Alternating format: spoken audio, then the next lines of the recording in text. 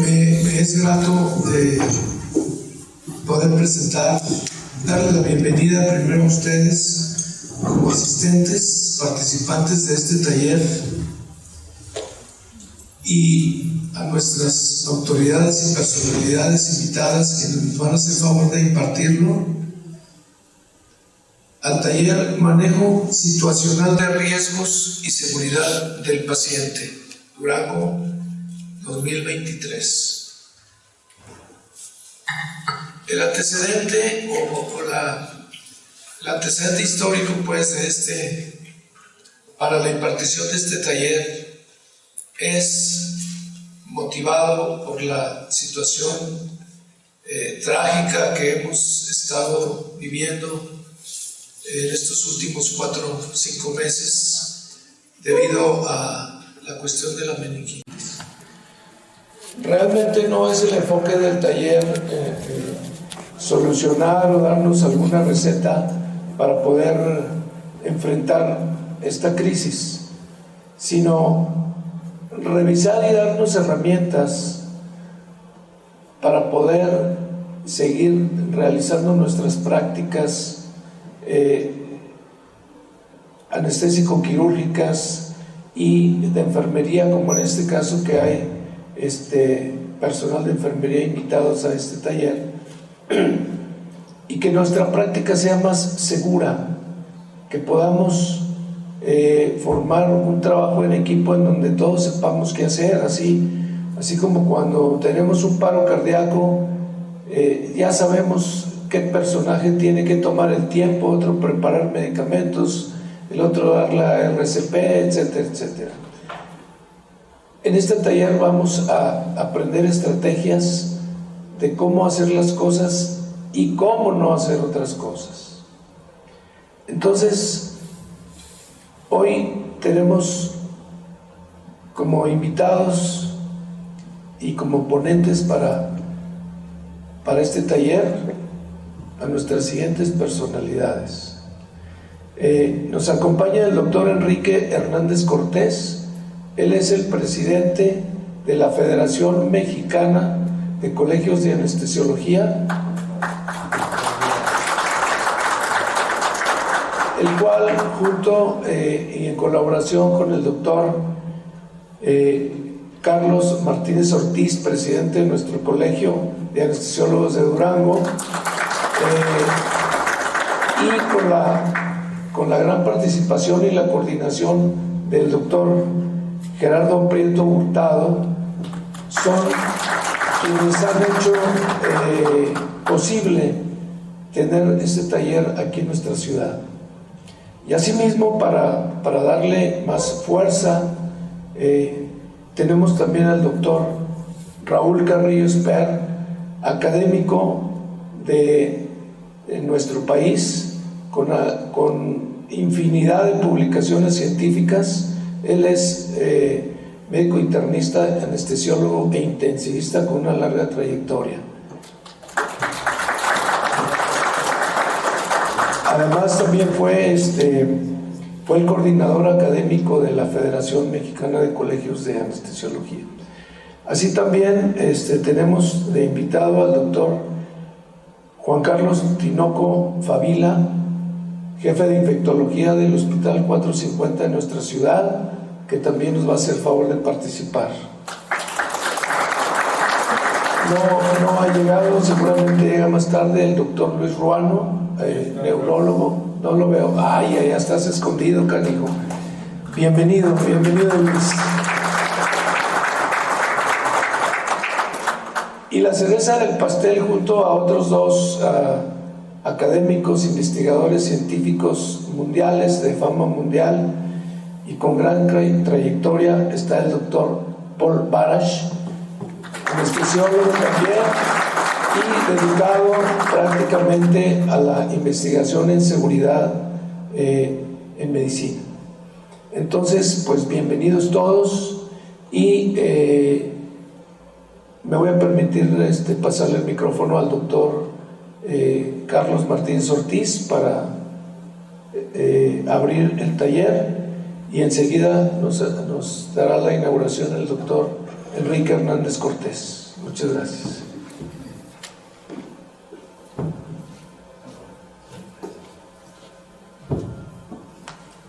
Hola, buenos días a todos. Honorables miembros de la Federación Mexicana de Anestesiología, estimados colegas, amigos, en nombre del Colegio de Anestesiólogos de Durango, les doy la bienvenida a esta bella ciudad de Durango. ¿Qué sentido tiene organizar el curso de manejo situacional de riesgo de seguridad del paciente? Primeramente, es el esfuerzo de la Federación Mexicana de Anestesiólogos en conjunto con el Colegio de Anestesiólogos de Durango, con el objetivo de procurar transmitir información actualizada sobre seguridad en el paciente. Esto representa dedicación de los médicos aquí presentes para organizar el programa y decidir qué deberían contener para beneficio de los asistentes. Se trata de colaborar con nosotros mismos, con el servicio de enfermería, administradores de los hospitales y todos aquellos que se involucran de alguna forma con el paciente. Quiero dar mi agradecimiento a todos los médicos que han venido y que se han tomado su valioso tiempo para compartir su vasta experiencia, conocimientos en estos momentos. ¿Y qué esperan los asistentes a este evento? Encontrar ese conocimiento para poderlo hacer suyo, para contar con una mayor capacidad para dar una mejor atención a nuestros pacientes. Visto por otros ojos, no por los de las personas que nos dedicamos a la medicina, dedicar tiempo es conocer más a nuestros pacientes y de una forma más eficiente. Es ser vistos por aquellos mismos como la luz que ilumina en algún momento oscuro de su vida. Trabajar con individuos que están muchas veces vulnerables en todos los sentidos nos puede resultar un trabajo titánico, una tarea difícil y dura, tanto física como psicológicamente, por estar en contacto constante con el dolor, sufrimiento de los enfermos y cerca de la muerte todos los días. Pero no somos mártires ni héroes, porque esta labor se compensa con creces con lo que recibimos de nuestros pacientes. Atender a un enfermo es acompañar a un semejante en un periodo crítico de su vida, no solo dar un tratamiento, sino también para hacerlo sentir él mismo. Es lograr una empatía sincera, tan necesario para poder ganar su confianza, para conducirlo y ayudarlo en decisiones difíciles, siendo nosotros personajes fugaces y ajenos a su entorno familiar y de amistad.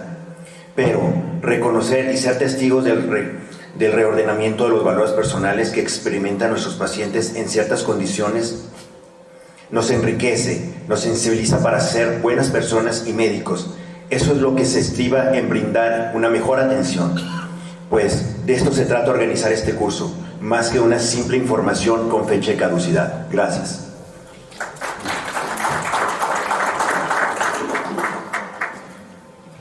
Gracias, doctor Martínez. Le solicito al doctor Enrique Hernández Cortés nos haga favor de dar la inauguración de este taller.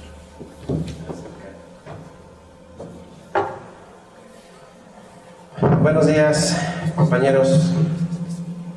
Una vez más estamos aquí en la ciudad de Durango. Me es muy grato estar con ustedes este fin de semana y estar dentro de las actividades del Colegio de Anestesiólogos de la ciudad de Durango. Como se los comenté en la visita anterior, este curso lo programamos un poco a vapor.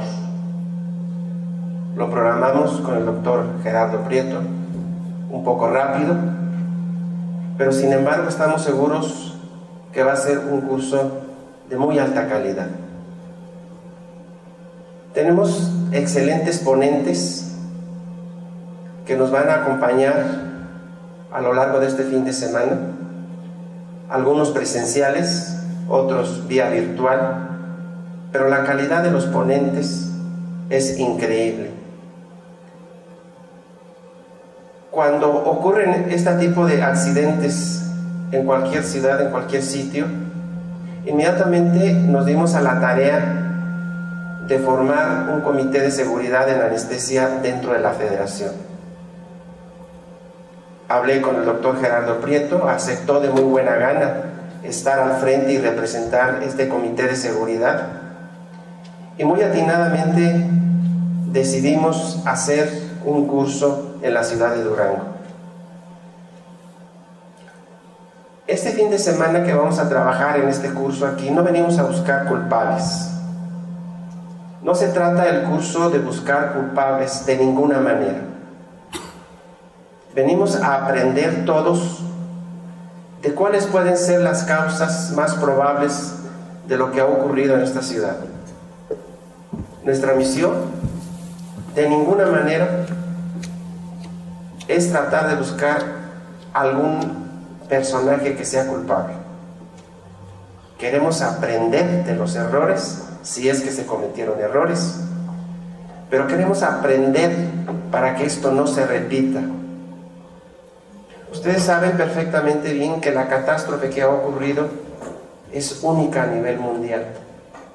Ese es nuestro objetivo. Esa es nuestra misión.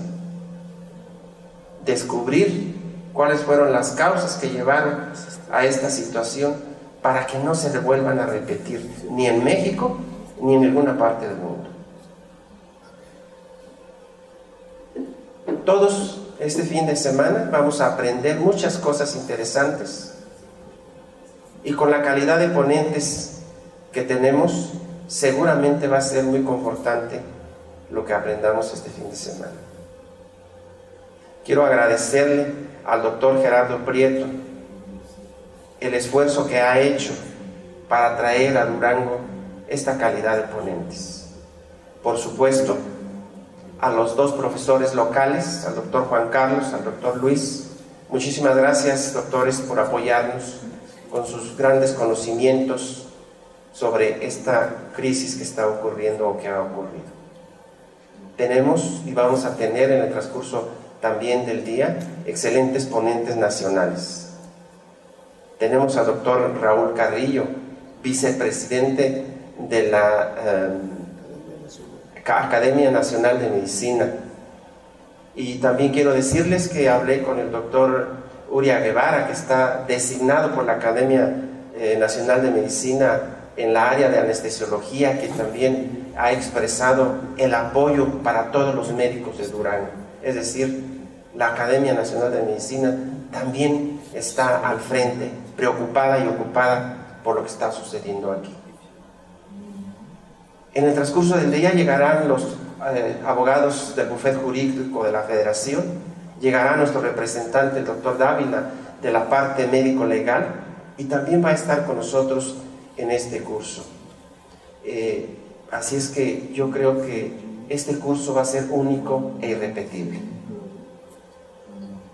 Ojalá y todos lo aprovechemos al máximo y saquemos algunas o muchas cosas para beneficio de nosotros mismos, para beneficio de la sociedad y para beneficio de todos. Gracias, Gerardo, por el apoyo incondicional que le estás dando a la Federación. Gracias por el esfuerzo que has hecho. Miren, en cuanto hablamos el doctor Gerardo Prieto y yo sobre el curso, dijo él, lo llevamos. Y pues gentes como él son las que necesita la Federación. Les digo, no hay más que dos tipos de colegios: los que trabajan y los que no trabajan, punto. No hay colegios chicos ni hay colegios grandes. Y necesitamos, la Federación necesita de gente participativa y activa, como el doctor Gerardo, para traer este tipo de cursos. Estoy tratando de convencerlo para que se institucionalice dentro de la Federación el Comité de Seguridad en Anestesia y convertirlo en un comité permanente.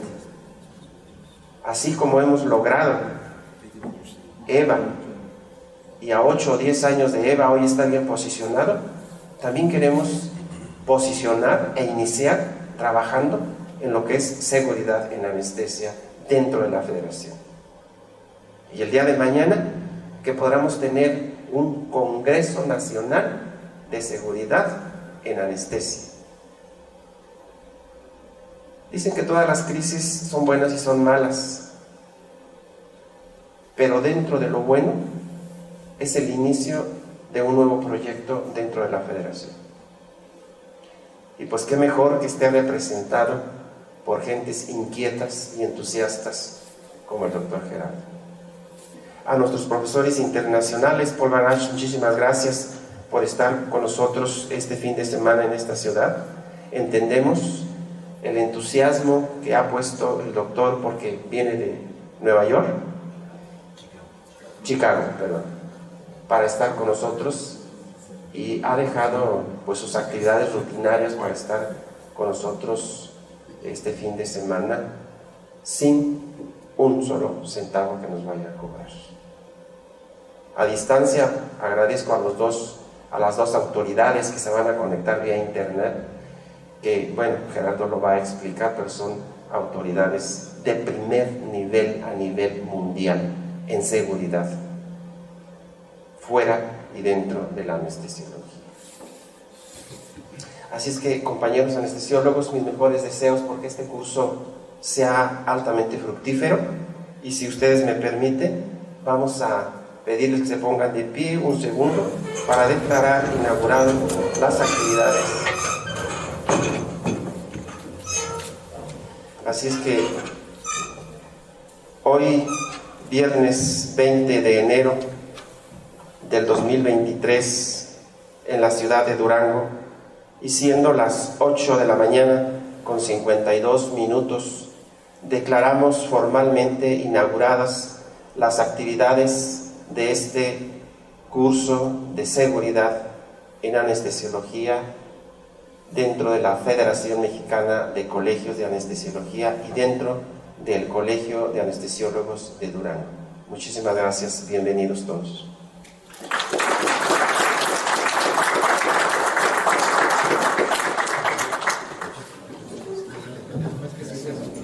Muchas gracias a nuestros personajes. Les pedimos descender del podio y sin más preámbulos vamos a empezar la serie de pláticas, de conferencias.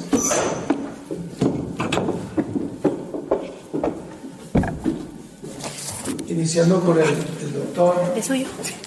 Aquí lo necesito. Juan Carlos Tinoco, que nos va a presentar diagnóstico de meningitis y los avances de investigación en Durango. Buenos días a todos.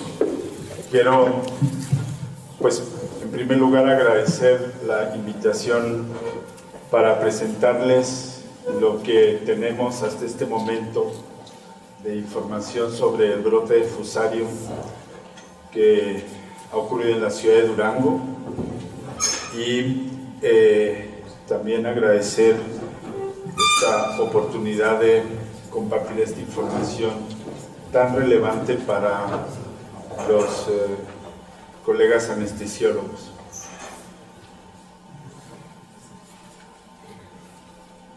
Iniciaré con esta diapositiva que relata cuál es la situación actual de las infecciones por hongos en muchas partes del mundo.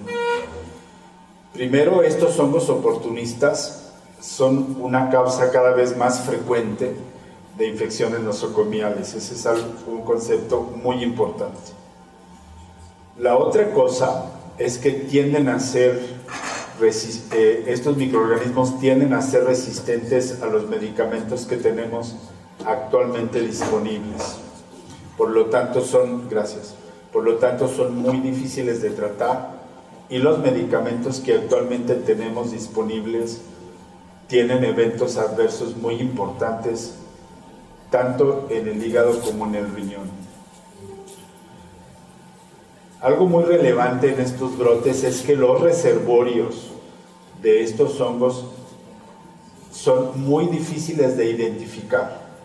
Se necesita realmente una pesquisa muy extensa con laboratorios que tengan una gran experiencia en hongos para poder identificar los reservorios. Y la otra cosa es que necesitas identificar estos reservorios para detener estos brotes. Entonces, ustedes van a ver cómo estos 4 principios se aplican claramente a lo que sucedió en Durango, a lo que está sucediendo en Durango. ¿Qué es lo que está pasando en esta ciudad? Estamos enfrentándonos a un brote de meningitis por Fusarium solani. ¿Cómo empezó este brote? En los primeros días de septiembre de 2022, varios de los neurólogos de esta ciudad comentaron con nosotros el hecho de que varias mujeres jóvenes tenían cefalea persistente después de haber varias semanas o meses después de haber sido sometidas a un proceso de bloqueo neuroaxial en una intervención relacionada con una cesárea. Estas pacientes habían sido exploradas muy cuidadosamente por los neurólogos y su único síntoma y su único hallazgo estaba relacionado con cefalea persistente que aumentaba en intensidad en el curso de las semanas hasta hacerse intolerable. El abordaje fue a través de tomografía axial computarizada y en todos los casos las tomografías fueron normales. El mayor número de procedimientos que estaban relacionados con estos eventos se habían llevado a cabo en julio y agosto de 2022. Algunas pacientes se empezaron a deteriorar y requirieron de ingreso a un hospital. Este es el caso índice. Es una mujer de 31 años de edad, trabajadora social, previamente sana, que el 23 de julio fue sometida a una cesárea bajo bloqueo neuroaxial, aparentemente un bloqueo subaracnoideo. El 31 de julio, o sea, 7 días después, inició con cefalea persistente como único síntoma. Recibió varias valoraciones, pero no se avanzó más hasta el día 13 de septiembre, cuando presentó cefalea persistente, rigidez de nuca y fiebre. Fue valorada por el Servicio de Neurología del Hospital General de Zona del Seguro Social y fue ingresada a este hospital con el diagnóstico de probable meningitis bacteriana. En ese mismo día se practicó una punción lumbar. Ustedes pueden ver que tenía pleocitosis, que tenía hipoglucorraquia, elevación de proteínas no tan importante, y en base a los hallazgos clínicos y de laboratorio se concluyó que pudiese estar cursando con una meningitis de origen bacteriano adquirida en la comunidad. Se inició el tratamiento habitual, que es ceftriaxona para cubrir neumococo, vancomicina para cubrir la posibilidad de que el neumococo pudiera ser resistente a ceftriaxona. Esta es ya una práctica común en el tratamiento de las meningitis en México, pero también se agregó ampicilina. Las infecciones por listeria no son tan raras en las pacientes embarazadas y por eso, o en las pacientes en el puerperio, como en este caso, y por eso se decidió agregar un tercer medicamento al esquema. Como en todos los casos de meningitis bacteriana, se inició también dexametasona. La paciente no tuvo una evolución satisfactoria. Refería cefalea persistente y fiebre intermitente, y como en los cultivos bacteriológicos no se encontró ningún germen, se decidió cambiar el abordaje a un síndrome diferente, y en este caso se empezó a abordar como una meningitis aséptica, que podría estar siendo causada por hongos o por virus o por tuberculosis. Entonces, como ustedes pueden ver, se hicieron una serie de exámenes de laboratorio para investigar otras etiologías, y en todos los casos los resultados fueron negativos. Esta paciente tenía antecedentes de que en su familia había enfermedades autoinmunes, así que se practicó medición de niveles de complemento, y también dentro del abordaje por parte de neurología se practicó una tomografía y una angioresonancia de la vasculatura del cerebro que no mostró alteraciones. Ante este hecho y la larga evolución, se decidió iniciar un tratamiento empírico a base de 4 drogas para tuberculosis que se prolongó por las 2 semanas siguientes y la paciente no mostró ninguna mejoría. El día 13 de octubre, súbitamente la intensidad de la cefalea se exacerbó y la paciente empezó a presentar deterioro neurológico.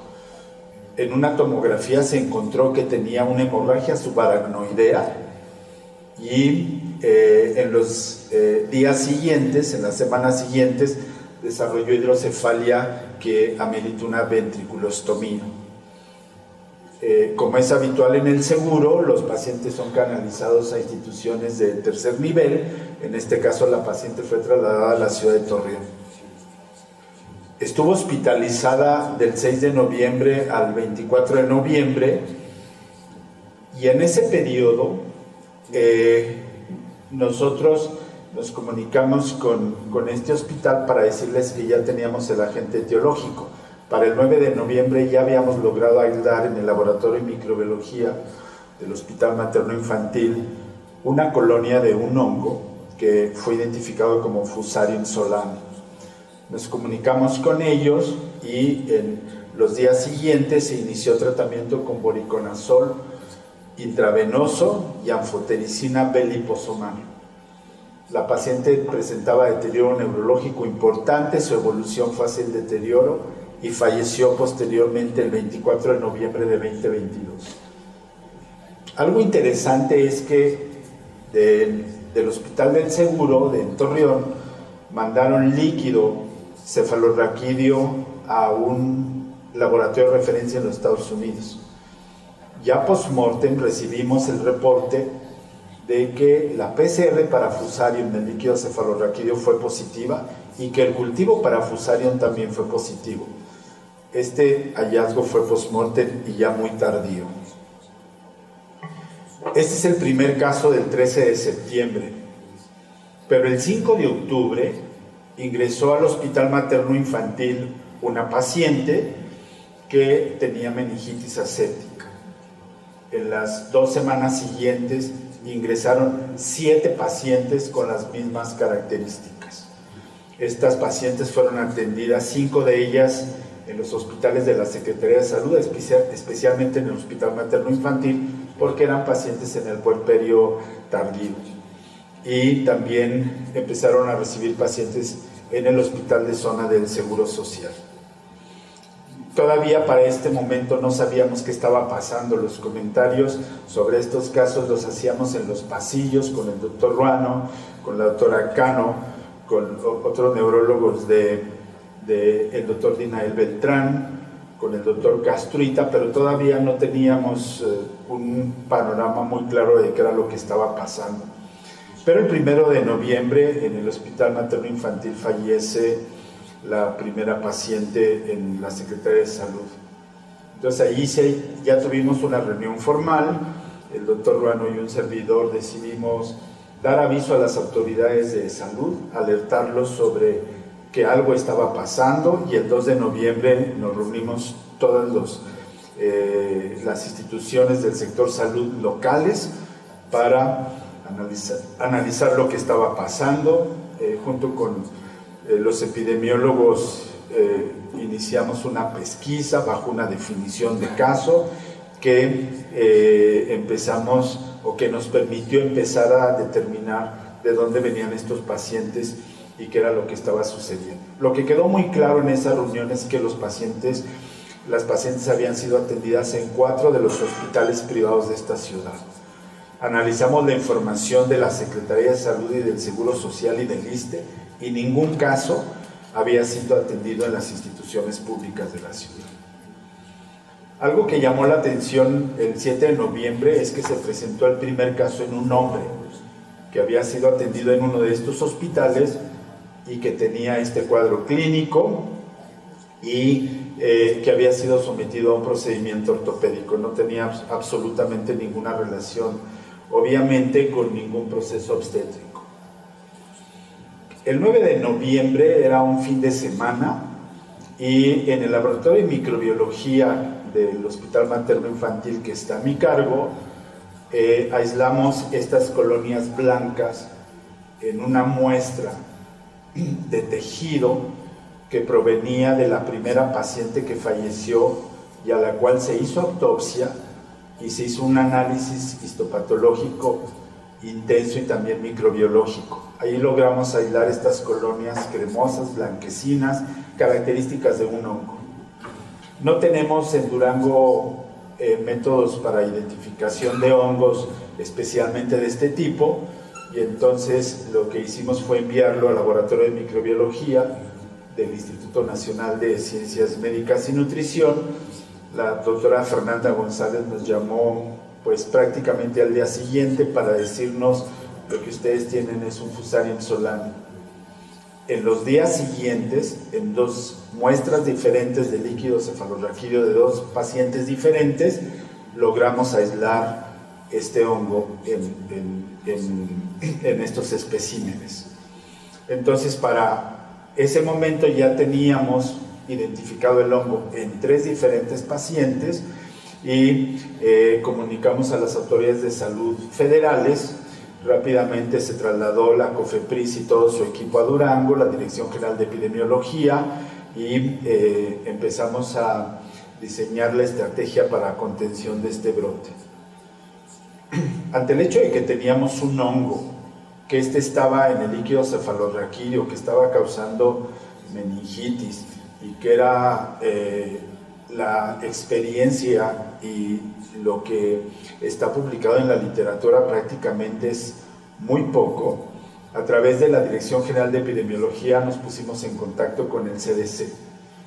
El doctor Thomas Schiller, que es el jefe del área de enfermedades micóticas del CDC, tuvo una teleconferencia con nosotros, una videoconferencia que duró 6 horas.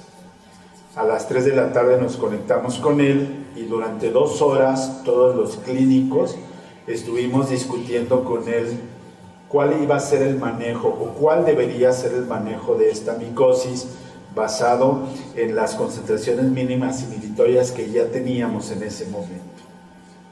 Y las 4 horas siguientes las dedicamos a los microbiólogos a hablar con Schiller acerca de cuáles eran los métodos diagnósticos posibles para aplicar en este brote y cuáles de ellos podíamos tener disponibles en Durango. En el aspecto clínico, básicamente lo que se concluyó en resumen es que estos pacientes tenían que ser tratados con anfotericina, beivoriconazol. Estos hongos son muy resistentes a los antifímicos y tienes que usar cuando menos 2 medicamentos, especialmente en estas infecciones invasoras del sistema nervioso central. Nos recomendó que fuéramos prudentes con el uso de esteroides, pero también en el aspecto microbiológico nos recomendó que desarrolláramos una PCR para detectar Fusarium en el líquido cefalorraquídeo de las pacientes que estaban ingresando a los hospitales, porque iba a ser muy difícil aislar los hongos en la mayoría de las pacientes que estaban afectadas. Para el 28 de noviembre ya teníamos en Durango instalada toda la infraestructura para hacer en todos los líquidos que estábamos obteniendo de estos pacientes una PCR y la estamos usando en este momento. ¿Qué es lo que ha sucedido desde entonces? Tenemos 79 casos confirmados. Allí están las instituciones en las cuales estas pacientes se han atendido.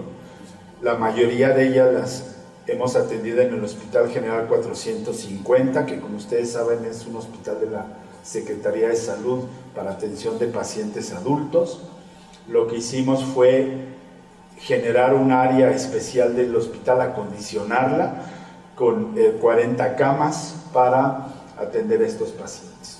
Hubo un momento en principios de diciembre que teníamos las 40 camas ocupadas con pacientes con meningitis que estaban en tratamiento.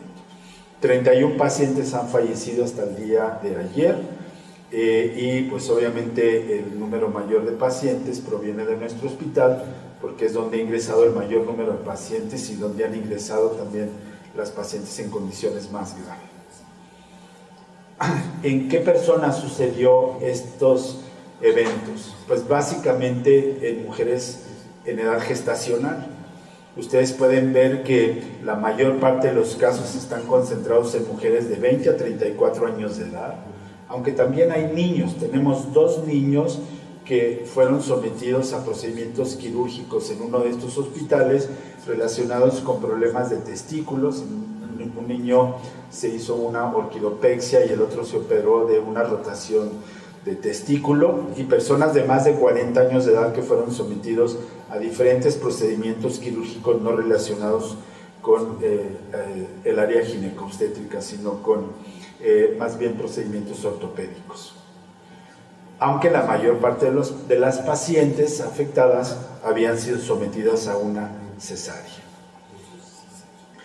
La otra cosa que nos llamó mucho la atención es que un buen número de pacientes habían sido sometidas a un bloqueo semanas o meses antes de que presentaran el cuadro clínico.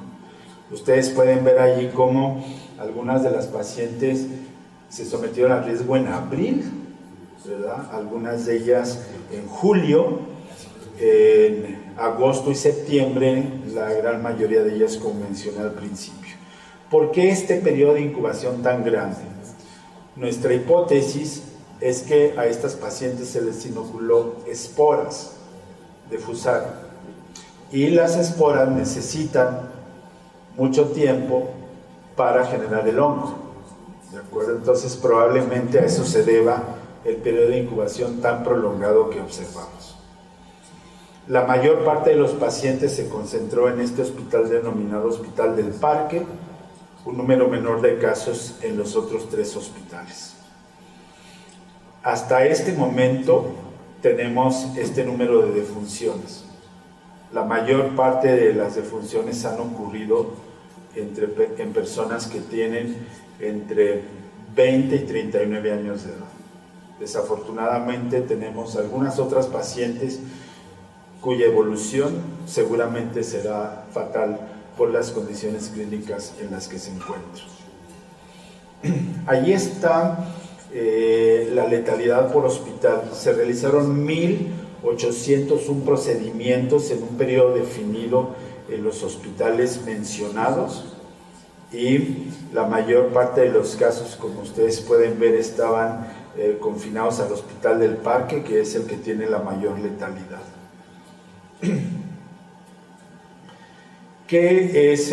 ¿Cuál ha sido la presentación clínica de todas estas pacientes? Pues el principal síntoma es cefalea de difícil control.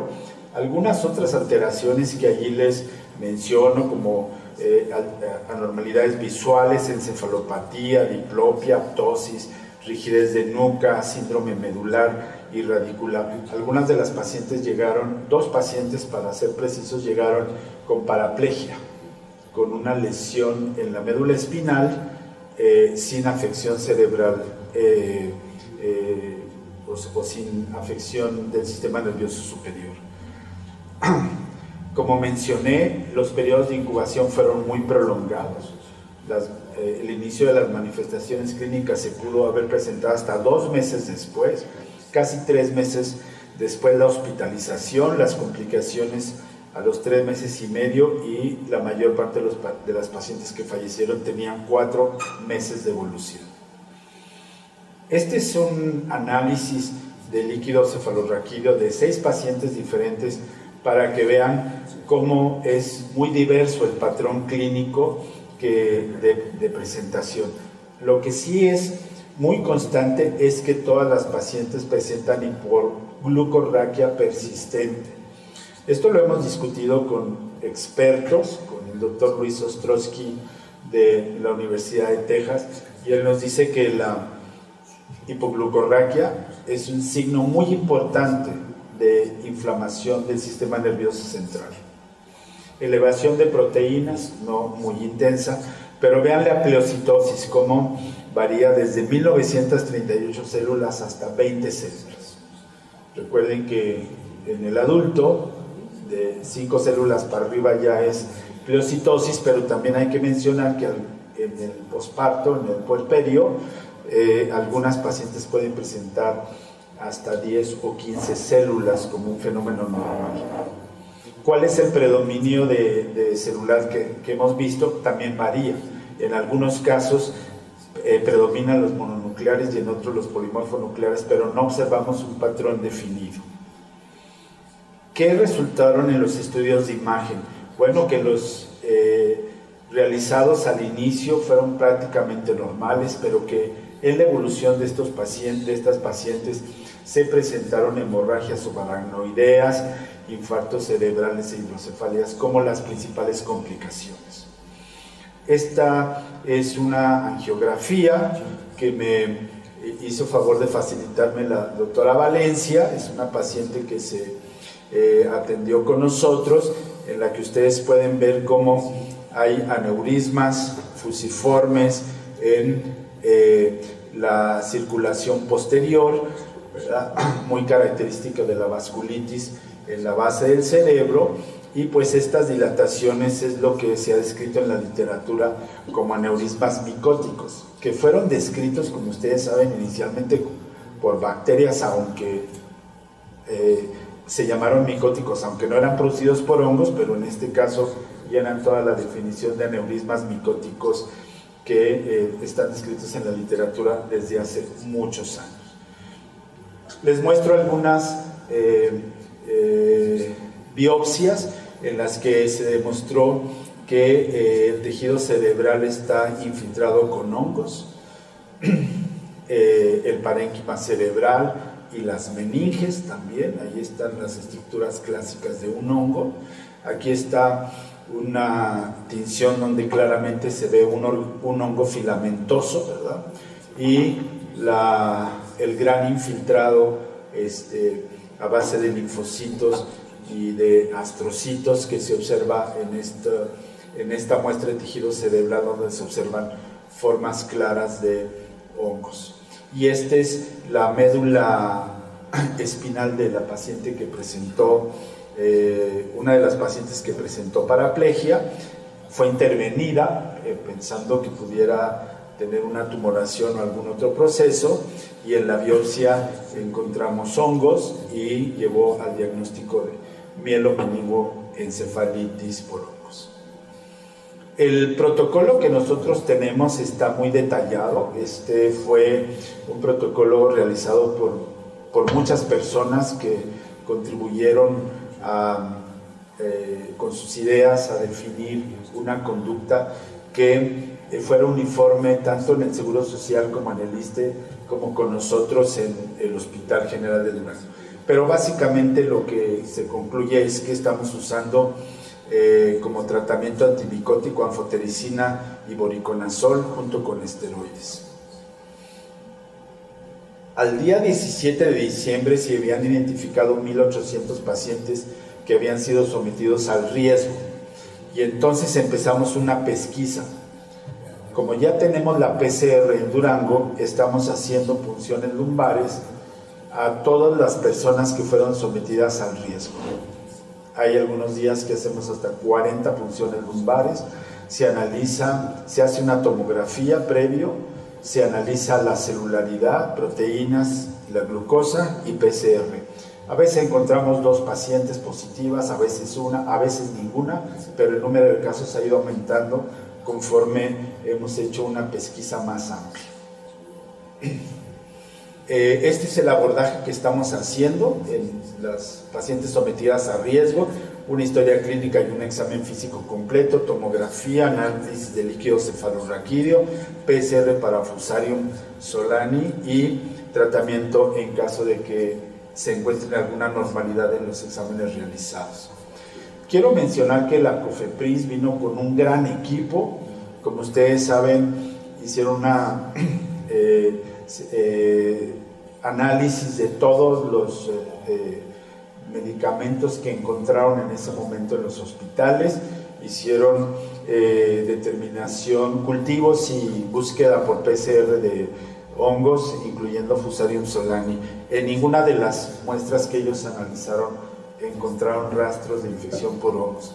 Y aquí se cumple lo que les mencioné en la diapositiva inicial, de que muchas veces los reservorios de estos hongos son muy difíciles de encontrar. Quiero concluir diciéndoles que la atención de estos pacientes fue el trabajo de un gran equipo. Los neurólogos fueron los líderes del tratamiento de estos pacientes y quiero reconocer públicamente todo el trabajo que hicieron.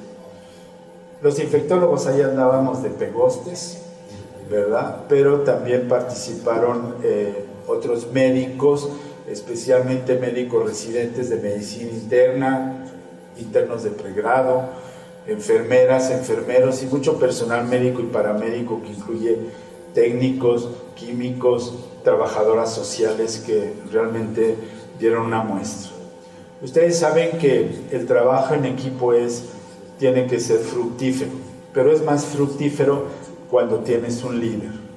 Y el gran líder de este equipo está aquí con nosotros, es el doctor Luis Ruano, a quien quiero reconocer públicamente todo su trabajo incansable que ha hecho y sigue haciendo con estos pacientes.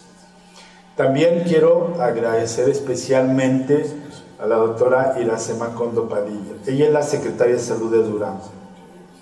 Realmente ha mostrado una actitud muy estoica, primero para aguantarnos a Ruano y a mí. Eso ya le da una gran mérito.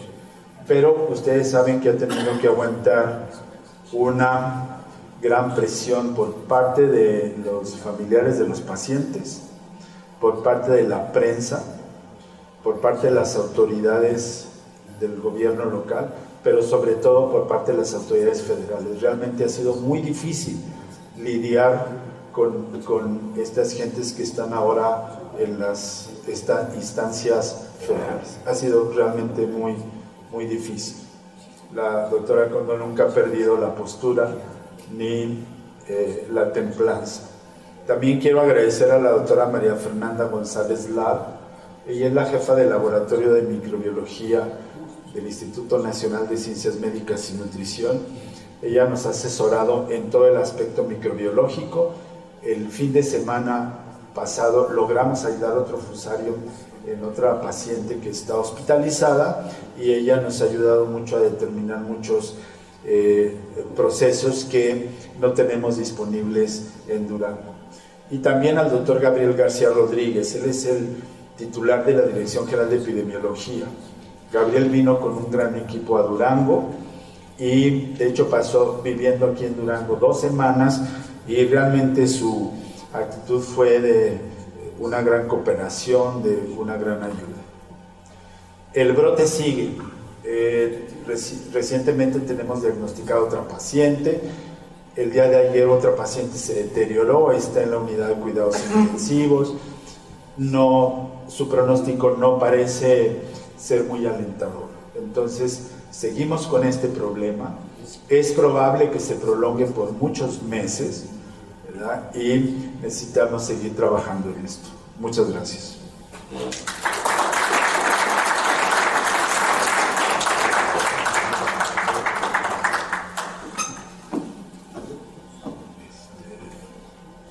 ¿Quieres que retire?